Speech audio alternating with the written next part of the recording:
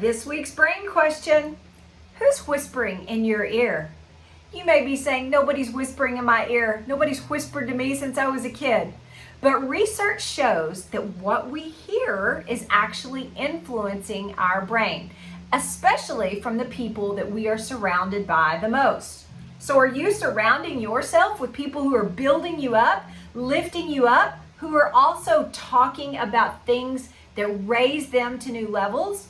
Or are you surrounded by people who are constantly slamming you down, telling you that won't work, you're not smart enough for that, you'll never be able to do that, and slam your dreams to the ground?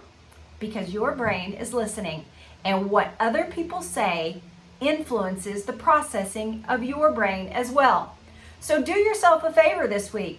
Pay attention to who's whispering in your ear, because it's making a difference, whether it's a whisper or a scream.